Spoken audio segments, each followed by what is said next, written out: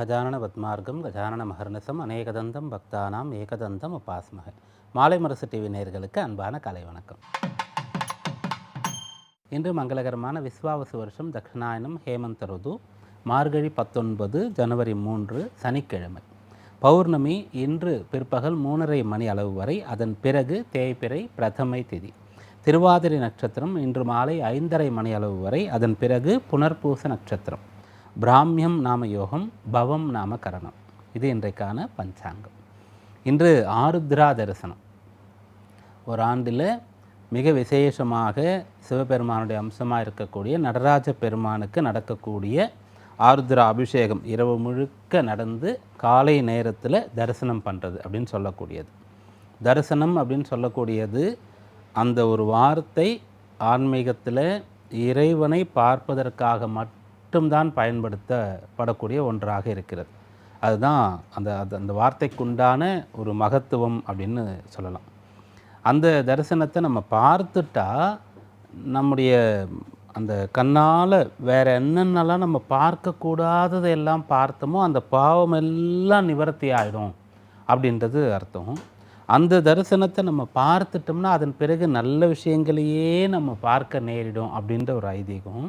இவ்வளவு அந்த இரவு முழுக்க அபிஷேகத்தை முழுக்க பார்த்து இந்த விழாவில் பங்கெடுத்து கொள்ளும்போது வாய்ப்பு இருக்கக்கூடிய பாக்கியவான்கள், அதே போல் அவரவர்கள் அருகில் இருக்கக்கூடிய ஆலயத்தில் முன்னாள் மாலை நேரத்தில் அபிஷேகம், இரவு நேரத்தில் மறுநாள் காலையில் சென்று தரிசனம் பண்ணுறது அப்படின்னு சொல்லக்கூடிய விஷயங்கள்லாம் செய்யும்போது, ஆருத்ரா அப்படின்னு சொன்னால் திருவாதிரை அப்படின்னு சொல்லக்கூடிய நட்சத்திரம் அப்படின்றது இருக்குது. அது ராகுவுடையதாக இருக்கின்றது.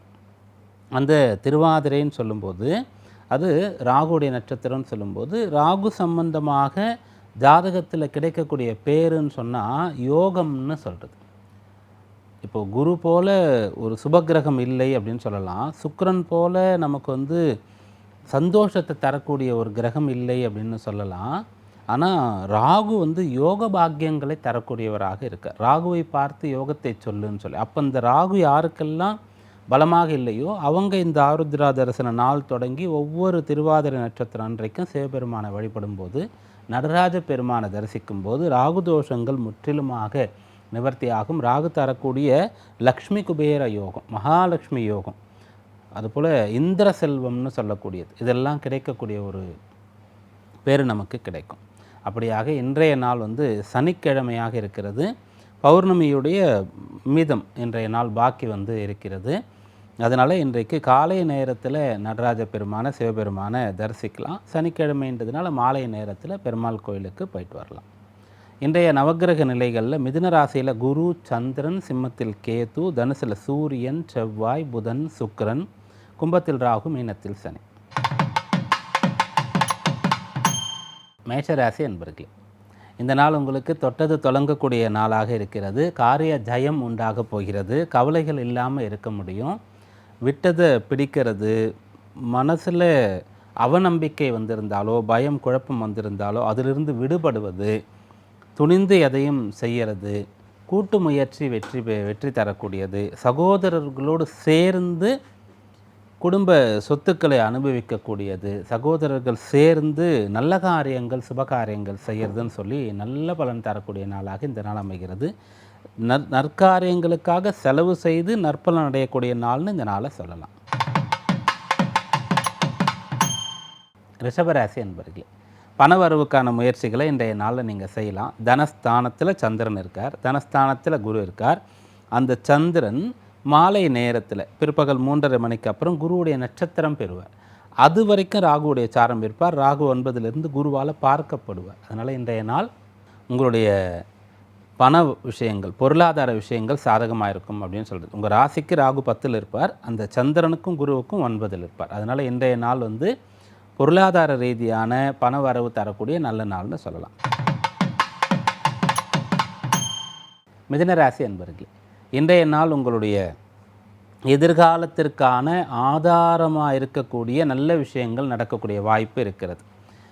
ஒரு கல்வி நிலையத்தில் போய் சேர்றது, ஒரு பயிற்சி பெறக்கூடிய ஒரு விஷயம் கிடைக்கிறது, முதலாக ஏதோ ஒன்றை நீங்கள் கற்றுக்கொள்வது, அதுவே உங்களுடைய தொழிலாக, அதுவே உங்களுடைய வருமானம் தரக்கூடியதாக மாறக்கூடியதுன்றது இருக்குது. சில பேருக்கு திருமணத்திற்கு பொண்ணு பையன் கிடைக்கக்கூடிய யோகமானது இருக்கிறது. ஒரு சிலருக்கு வந்து புத்திர பாக்கியம் கிடைக்கிறதுக்கான அம்சம் இந்த நாளில் இருக்கிறது. அதனால் இந்த நாள் வந்து உங்களுக்கு நற்பலனை தரக்கூடிய நல்ல நாள்னு சொல்லலாம். கடகராசி அன்பர்களே, இந்த நாள் வந்து உங்களுக்கு சுப செலவுகள் ஏற்படக்கூடிய நாள்னு சொல்லலாம். பிரயாணங்களை செய்யக்கூடிய நாள்னு சொல்லலாம். நீண்ட காலமாக விற்க முடியாத சொத்துக்கள் வந்து எதனால் விற்கலை, என்ன பண்ணால் விற்கும் என்பதை தெரிந்து கொள்ளக்கூடிய நாள்னு இந்த நாளை சொல்லலாம். இதற்கான முயற்சிகள்லாம் செய்யுங்க, பலன் கிடைக்கும்.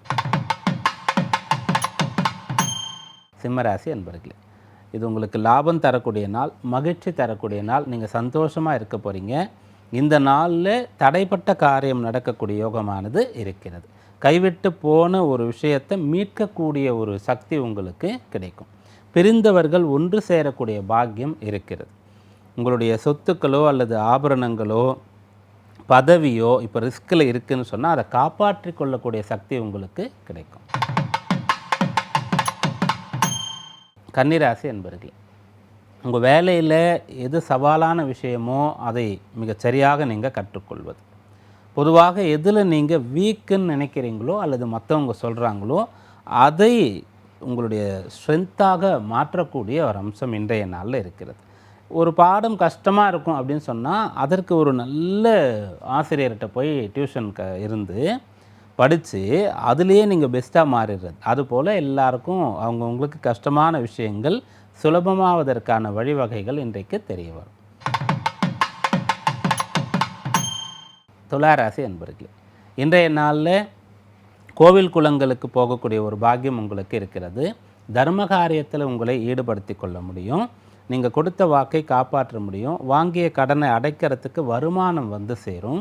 உங்களுடைய வீடு, தொழில் போன்ற விஷயங்கள்லாம் பராமரிக்கிறதுக்கு, மெயின்டைன் பண்ணுறதுக்கு எங்கிருந்தாவது ஏதாவது உதவி வந்து உங்களுக்கு கிடைக்கும். அதை வச்சுட்டு உங்கள் பிஸ்னஸை டெவலப் பண்ணுறது, வீட்டை புதுப்பிக்கிறது, புனரமைக்கிறது இதெல்லாம் செய்ய முடியும். விருச்சிக ராசி அன்பர்களே, உங்களுடைய ராசிக்கு 8ஆம் இடத்துல சந்திரன் இருக்கார். இது சந்திராஷ்டம தினமாக இருக்கின்றது. 8ல் குருவோடு சந்திரன் சேர்ந்து இருக்கிறதுனால கஷ்டப்படுறவங்களுக்கு உங்களால் முடிந்த உபகாரங்களை நீங்கள் செய்தால் போதுமானது. இந்த 8ல் இருக்கக்கூடிய குரு சந்திரன் சேர்க்கை உங்களுக்கு நல்ல பலன்களை கொண்டு வந்து சேர்க்கும். ஒன்று தெய்வம், கோவில், ஆன்மீகம் அப்படி நீங்கள் ஈடுபடலாம். அதில் உங்கள் டைமையும் உங்களுடைய பணத்தையும் செலவு பண்ணலாம். அல்லது கஷ்டப்படக்கூடியவர்களுக்கு தர்மம் செய்யணும் அப்படின்ற எண்ணத்தில் நீங்கள் இருக்கலாம். நாள் முழுக்க கூட இல்லை, காலையில் நாள் தொடங்கும் போது அல்லது மாலையில் உங்களுடைய வேலையெல்லாம் முடித்த பிறகு அப்படி செஞ்சால் கூட போதுமானது. தனுராசி என்பவர்களே, இந்த நாள் திருமண விஷயங்களுக்கு உகந்த நாள்னு சொல்லலாம். 7ல் குரு இருக்கார். அந்த குருவோடு சந்திரன் சேர்ந்திருக்கார். ராகுடைய சாரம் முடிந்து பிற்பகல் நேரத்தில் குரு சாரமே அந்த சந்திரனுக்கு கிடைச்சிரும். ராசியில் சுக்கிரன் இருந்து சுக்கிரனும் குருவும் பார்த்து கொள்வது, சுக்கிரனும் சந்திரனும் பார்த்துக்கிறது. 7ஆம் அதிபதி புதன் ராசியில் இருக்கிறது, ராசி அதிபதி குரு 7ல் இருக்கிறது.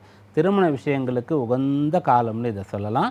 அதனால் தனுர் ராசியில் மன வயதில் பிள்ளைகள் இருந்தால் தாராளமாக இப்போ நீங்கள் திருமண விஷயங்களுக்கு பேசலாம், பார்க்கலாம், நல்லபடியாக நடக்கும். மகர ராசி அன்பர்களே, இன்றைய நாளில் நீங்கள் தடை இடையூறுகள்லாம் பார்த்து அதன் பிறகு வந்து வெற்றியை பெறக்கூடிய ஒரு அம்சம் இருக்கிறது. அதனால் ஏதாவது ஒரு எதிர்மறையான விஷயங்கள் நடக்கிறது அப்படின்னு சொன்னால் அதை பற்றி நீங்கள் கவலைப்பட வேண்டிய அவசியமே இல்லை. கடைசியில் உங்களுக்கு வேலை நடந்துடும். சுற்றி வளைச்சி வேலை நடக்கிறது, கஷ்டப்பட்டு நடக்கிறது, முதல்ல தடை வந்து அப்புறம் நடக்கிறது, கூடுதல் செலவு ஆகிறது, ஒரு வேலையை 2 முறை செய்கிறது அப்படின்லாம் இருக்கலாம். ஆனால் ரிசல்ட் இன்றைய நாளின் பொறுப்புகள், கடமைகள், பணிகள், திட்டங்கள் என்னவோ அது நடந்துவிடும். கும்பராசி அன்பர்களே, இன்றைய நாள் உங்களுடைய சொத்துக்கள் சம்பந்தமான விஷயங்களில் ஒரு தெளிவான முடிவை நீங்கள் எடுக்க முடியும். உங்களுக்கு வந்து ஊரில் ஒரு சொத்து இருக்குது, ஆனால் இங்கே நீங்கள் வந்து ஒரு வாடகை வீட்டில் இருக்கீங்க. அப்போ நீங்கள் இங்கே ஒரு சொத்தை வாங்கி வாடகை இல்லாமல் அனுபவிக்கலாமான்னு யோசிக்கிறது. ஏற்கனவே ஒரு வேலை பார்த்துட்ருக்கீங்க, நிறைய டைம் இருக்குது, பார்ட் டைமில் ஏதாவது பிஸ்னஸ் பண்ணி கூடுதலாக சம்பாதிக்கலாமான்னு யோசிக்கிறது, அதற்கு ஒரு முதலீடு செய்கிறது, இது போன்ற விஷயங்கள்லாம் இன்றைய நாளில் செய்யலாம், சிந்திக்கலாம், திட்டமிடலாம், பலன் கிடைக்கும். மீனராசி என்பர்களே, இந்த நாள் உங்களுக்கு நல்ல வசதிகளை பெருக்கிக் கொள்ளக்கூடிய நாள்னு சொல்லலாம். தேவையான பொருட்களை வாங்கலாம், வீட்டு உபயோக பொருட்களை வாங்கலாம், உங்களுக்கு பிடித்த மாதிரி உங்களுடைய நேரத்தை செலவு பண்ணலாம். சில பேருக்கு புத்தகங்கள் வாங்குறதுன்றது ரொம்ப பிடிக்கும், வாசிக்கிறது, அதெல்லாம் இன்றைய நாளில் உங்களால் செய்ய முடியும். இன்றைக்கான ராசி பலன்களை இதுவரை பார்த்தோம். மேலும் நட்சத்திர பலனை விரிவாக தெரிந்து கொள்ள மாலை முரசு இறை யூடியூப் சேனலை பாருங்கள். மீண்டும் நாளை சந்திப்போம். நன்றி, வணக்கம்.